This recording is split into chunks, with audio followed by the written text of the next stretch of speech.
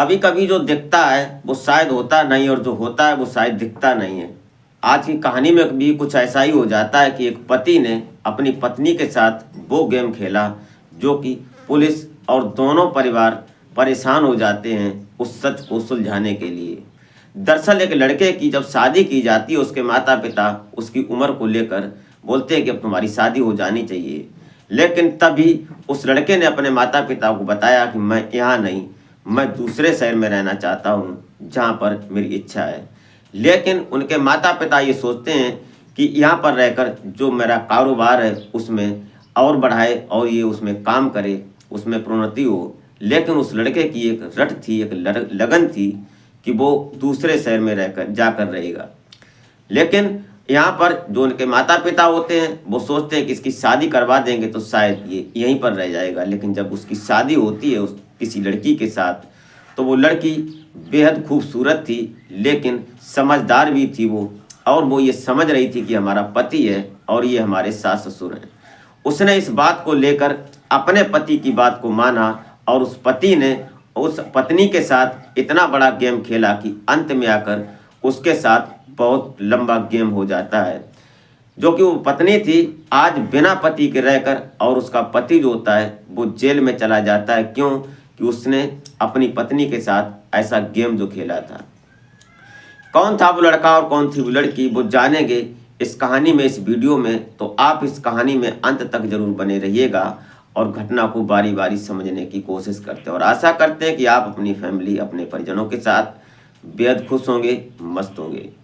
तो वीडियो में आगे बढ़ने से पहले आपसे बस वही एक छोटी सी रिक्वेस्ट कि अभी तक अगर आपने हमारे चैनल को सब्सक्राइब नहीं किया है तो सब्सक्राइब कर लें, एक लाइक करके एक छोटा सा कमेंट जरूर कर दिया करें ताकि मेरा हौसला बढ़ता रहे। और हमारे इस यूट्यूब मंच पर आपका बहुत बहुत स्वागत है। मैं आभार व्यक्त करता हूँ, आपको नमन करता हूँ आपके प्यार और सपोर्ट को।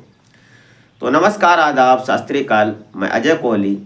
आज की जो सच्ची घटना मैं आपको सुनाने जा रहा हूँ, घटना महाराष्ट्र प्रदेश का एक जिला पड़ता है पुणे, और पुणे का ही एक जगह पड़ती है कस्बा चिंचेवाड़ी। और यहाँ के रहने वाले जो राधेश्याम शिंदे होते हैं, इनके परिवार में कुल 4 सदस्य होते हैं।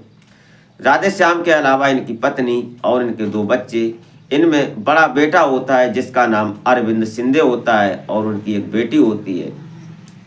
अरविंद शिंदे ने अपनी जब ग्रेजुएशन कंप्लीट कर ली उसके बाद इसने अपने घर में एक रट लगाई, अपने माता पिता को बताया कि वो पुणे शहर में रहकर ही अपनी पढ़ाई के बाद जो कारोबार करेगा, जो नौकरी करेगा वो वहीं पर रहकर करेगा।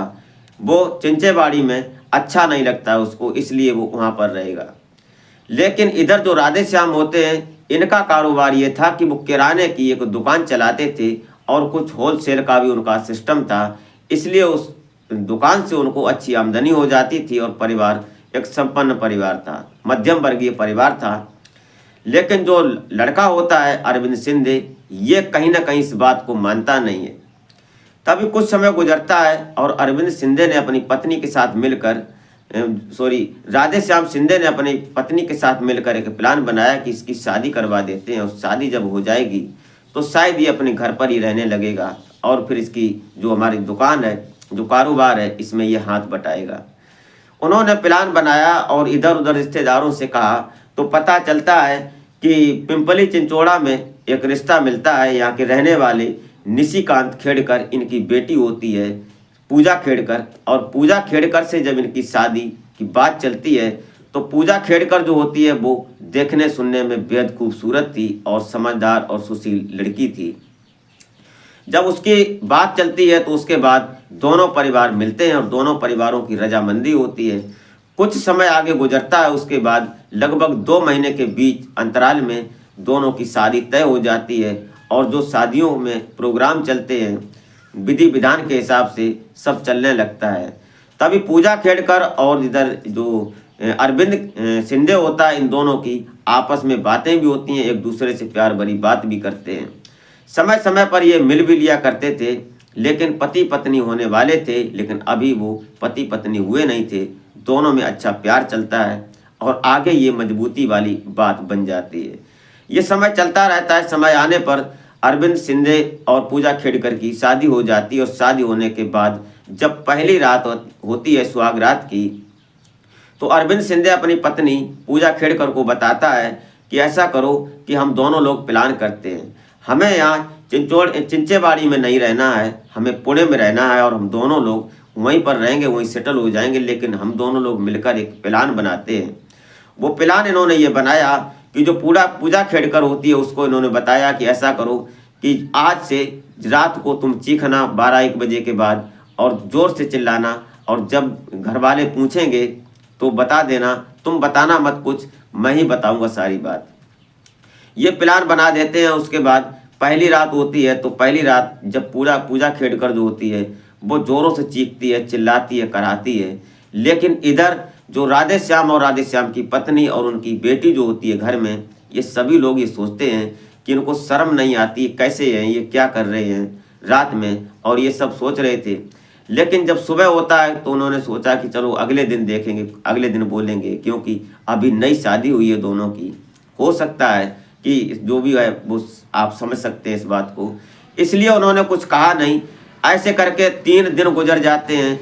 एक दिन जो उनके पिता होते हैं राधे श्याम, वो पूछने लगते हैं अरविंद से कि ऐसा क्यों, तुमको शर्म नहीं आती, तुम्हारी जवान बहन घर में है और तुम ऐसे रात में करते हो, आवाज़ें आती हैं ये सब। तो अरविंद जो शिंदे होता है वो सिर झुकाकर खड़ा रहता है और पूजा जो होती है वो भी कुछ नहीं बोलती। ऐसे करके 7 दिन हो जाते हैं और 7 दिन के बाद एक दिन जब हद हो जाती है कि जो पूजा खेड़कर होती है वो रात को लगभग 1 बजे के वक्त ये अपने कमरे से चिल्ला कर और चीख कर भागती है और भागकर जो आंगन में एक तुलसी था, पेड़ लगा हुआ था, वहाँ पर जाकर बाल खोलकर बैठ जाती है।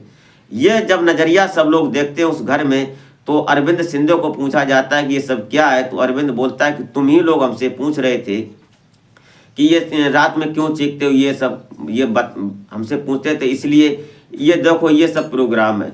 ये सब देखने के बाद कहीं ना कहीं अरविंद शिंदे जो होते हैं उनकी पत्नी, वो भी डर जाते हैं कि हमारे घर में ऐसा कभी हुआ नहीं और हमारी बहू को ऐसा क्यों, ये सब बात उनके सभी लोगों के दिमाग में ये सवाल चलने लगता है। लेकिन एक रची रचाई साजिश थी, इसलिए उन्होंने अभी जो अरविंद शिंदे होता है वो अपने माता पिता के ऊपर चढ़ बैठता है और बोलता है कि तुम लोगों ने ज़बरदस्ती हमारी शादी की, हमने कहा था कि अभी शादी मत करो, लेकिन तुमने नहीं माना, आप झेलो इसको और मैं इसको अब नहीं रखूँगा। ये बात जो राधे श्याम शिंदे होते हैं अपने समधी जो कि निशिकांत होते हैं खेड़कर, उनको बताते हैं। वो सुबह आ जाते हैं घर और उनकी पत्नी सहित वो सभी लोग आते हैं, आकर देखते हैं अपनी बेटी को। तो बेटी से पूछा जाता है तो बोलती है कि मुझे कुछ पता नहीं, मैं तो शाम को खाना खा पी कर सोई थी और सुबह उठी हूँ, मुझे कोई पता नहीं। अब ये घर में ये बात हो जाती है, सिलसिला चल पड़ता है कि ऐसा तो नहीं कहीं कि जो ये पूजा खेड़कर है इसको ऊपरी चक्कर हो या कोई ऐसी हवा और भूत प्रेत का कुछ सिस्टम तो नहीं है। इसलिए बोलते हैं कि चलो इसका इलाज करवाते हैं। अब दोनों समधी किसी पूजा भगत करने वाले को, जो ओझा भगत होते हैं, उनके पास जाते हैं। तो वो देखते हैं, उसके बाद बोलते हैं कि इसके ऊपर ये है कि फला है, ये सब बताते हैं। ये सब चलने लगता है। तभी अरविंद शिंदे जो होता है वो पूजा खेड़कर को छोड़ देता है और बोलता है कि तुम अपने घर जाओ, मैं तुमको नहीं रख सकता। अब इधर जो पूजा खेड़कर होती है वो अपने घर चली जाती है। सब प्लान के मुताबिक हो रहा था पति पत्नी के बीच, लेकिन पूजा खेड़कर जो थी वो ये समझ नहीं पा रही थी कि वो उसकी शिकार हो रही है, उसके साथ शायद ये गलत हो रहा है। तभी लगभग 2 महीने गुजर जाते हैं और इधर जो अरविंद शिंदे होता है ये पुणे में पहुंच जाता है और वहां जाकर इसने एक कमरा लिया था, वहां पर ये अपनी नौकरी करने लगता है। और वहां पर रहकर जब ये एक लड़की से मिलता है तो वो लड़की जब इसको फ़ोन पर बात होती है और जब उसके कमरे पर जाता है तो आज ये कई महीनों बाद मिले थे और उसके बाद इन्होंने अपनी सारी हसरतें पूरी की और फिर ये इनका सिलसिला शुरू रहा। क्योंकि ये कहानी जो थी अरविंद शिंदे की और जो लड़की थी जिससे ये मिलता था, ये स्कूल के टाइम का इनका प्यार था और वो लड़की इनसे अरविंद शिंदे से यही कहती थी कि मैं तुम्हारे साथ ही शादी करूंगी, तुमसे ही रहूंगी और तुम्हारे बिना मैं नहीं रह सकती। और अरविंद जो था वो भी ये समझ रहा था, वो भी ये वादा कर चुका था कि मैं शादी करूंगा तो सिर्फ तुमसे ही, वरना किसी से नहीं। इसीलिए इसने अपने पिता अरविंद ने जो राधे श्याम होते हैं उनको भी रोका था कि हमारी शादी मत करो। ये सब एक मनगढ़ंत कहानी थी, इसलिए उसने ये प्लान बनाया और अपनी पत्नी पूजा को इसने ये बरगलाया और समझाया। लेकिन कहीं ना कहीं बीच बीच में पूजा खेड़कर और अरविंद शिंदे जो होते हैं, ये पिंपली चिंचोड़ा में किसी होटल में मिल लिया करते थे। जब ये पूजा खेड़कर अपने पति अरविंद को बुलाती थी तो ये मिलते थे, और इसी से ये प्रेग्नेंट हो जाती है। लगभग 1 महीना जब हो जाता है, उसके बाद पता चलता है, 2 महीने गुजर जाते हैं। अब इधर 5 महीने हो जाते हैं अरविंद और पूजा को अलग हुए। तभी पता चलता है कि जब ये प्रेग्नेंट हो जाती है तो इनके माता पिता ये बात पूछते हैं कि ये सब क्या है। जब इसकी पूजा की माँ ने एक दिन अपने पति को बताया था, तब तो पूछताछ की जाती है, तो जो पूजा खेड़कर होती है वो बताती है कि ये बच्चा जो है ये हमारे पति अरविंद का ही है। लेकिन वो माने तो कैसे माने कि वो तो अब मिले नहीं और 5 महीने गुजर गए, इस बीच में ये बच्चा कैसे। ये बात जब वो छानबीन करते हैं तो पूजा से पूछा जाता है, तो पूजा साफ बताती है कि मेरा ये जो बच्चा है ये अरविंद का ही है। लेकिन अरविंद से जब पूछताछ की जाती है तो अरविंद साफ इनकार कर देता है कि मैं 5 महीने से इससे मिला ही नहीं हूँ, तो मेरा बच्चा कैसे। अपने आप देखो और अपनी लड़की को अपने साथ रखो। ये सब प्लान चल रहा था। तभी जो इनके पिता होते हैं पूजा के, जो निशिकांत, वो अपनी बेटी को लेकर अरविंद के यहाँ आते हैं। और वहाँ पर आने के बाद उनसे पूछताछ की जाती है, ढंग से पूछते हैं, सभी लोग मिलकर पूछते हैं। तो पता चलता है कि जो निशिकांत होते हैं उनको आज हड़का कर और टाइट होकर पूछते हैं, राधेश्याम से भी और अरविंद से भी, कि देखो आज सही बताओ, नहीं तो कुछ और हो जाएगा, मैं क्या करूँगा मुझे पता नहीं। वहाँ पूछने के बाद अरविंद साफ मना कर देता है कि ये हमारा बच्चा नहीं है और मैं इसको नहीं रख सकता, क्योंकि तुम लोगों ने हमारे साथ धोखा किया है कि तुम्हारी लड़की के ऊपर कुछ ऐसी ऊपरी व्याधा है जो भूत प्रेत की, वो तुम हमारे पल्ले बांध दी। अब मैं इसके साथ शादी नहीं कर सकता, नहीं रह सकता, हमारी ज़िंदगी तुमने बर्बाद कर दी। कुल मिलाकर अरविंद ही अपने सास ससुर पर उल्टा अलक्ष्य लगाता है, उसके ऊपर आरोप लगाता है। अब ये जो निशिकांत होते हैं अपनी बेटी पूजा खेड़कर को लेकर वहाँ से चले जाते हैं अपनी पत्नी सहित। बीच में आने के बाद रास्ते में इन्होंने एक जगह बाइक रोकी और बाइक रोकने के बाद पूजा से पूछते हैं कि देखो पूजा, सच बताओ, अगर सच नहीं बताओगी तो आज से ये मत भूल जाना कि मैं तुम्हारा पिता भी हूँ। अगर ये बच्चा अरविंद का है तो बताओ, अगर नहीं है किसी और का है तो भी बताओ, नहीं तो मैं पुलिस में जाऊँगा और आज FIR दर्ज कराऊँगा। यह सुनकर कहीं ना कहीं पूजा रोने लगती है और बोलती है कि मैं पापा सच बता रही हूँ कि बेटा जो हमारा गर्भ है, जो मैं गर्भवती हुई हूँ, ये अरविंद का ही है और अरविंद से ही हम होटल में मिलते हैं। ये सब सुनने के बाद जो ये निशिकांत होते हैं ये अपनी पत्नी और बेटी सहित सीधा थाने में जाते हैं और थाने में जाकर FIR दर्ज करवाते हैं। उसके बाद पुलिस इन्वेस्टिगेशन शुरू हो जाती है। जब पुलिस की एंट्री होती है तो पता चलता है कि उधर से अरविंद को बुलाया जाता है। जब अरविंद शिंदे और पूजा खेड़कर सामने होते हैं पुलिस थाने में, तो जो पूजा खेड़कर होती है उसको एक महिला ऑफिसर अलग ले जाती है एक ऑफिस में, कमरे में। वहाँ उससे जब पूछताछ की जाती है तो उसने भी वहाँ भी यही सच बताया रोकर कि ये जो हमारा बेटा है, जो हमारे पेट में जो गर्भ है, ये हमारे पति अरविंद का ही है। जब इतना सुनना था तो महिला ऑफिसर ने साफ बता दिया और वहाँ पर जो लिखा, जो FIR दर्ज हुई, उसमें ये परमिशन ली कि ऐसा करो DNA टेस्ट करवाते हैं, पता चल जाएगा कि कौन किसका है। ये सब सुनने के बाद अरविंद जो शिंदे होता है उसके पैरों तले जमीन खिसक जाती है, उसके हाथ पांव ढीले हो जाते हैं कि अब तो चोरी पकड़ी जाएगी। उसके बाद जब ये रिपोर्ट जो कागज़ निकलवाए जाते हैं जो उस DNA टेस्ट के, उसके बाद पता चलता है कि कहीं ना कहीं ये लड़का जो बच्चा है ये अरविंद शिंदे का ही है। ये सब पता लगने के बाद फिर भी अरविंद शिंदे कहीं ना कहीं टाइट बना रहता है और बोलता है कि ये हमारी पत्नी तो है लेकिन ये बच्चा हमारा नहीं है, ये सब झूठ है, ये जो रिपोर्ट आई है ये सब गलत है। तब ये पुलिस टाइट होती है और सख्ती से जब उससे पूछताछ करती है और अपने तरीके से जब पूछती है पुलिस, तो कहीं ना कहीं अरविंद तोते की तरह सारी बात बोलने लगता है और उसने अपना गुनाह भी कबूल किया कि वो किसी लड़की से उसका अफेयर चल रहा है, इसलिए उसने ये प्लान बनाया था।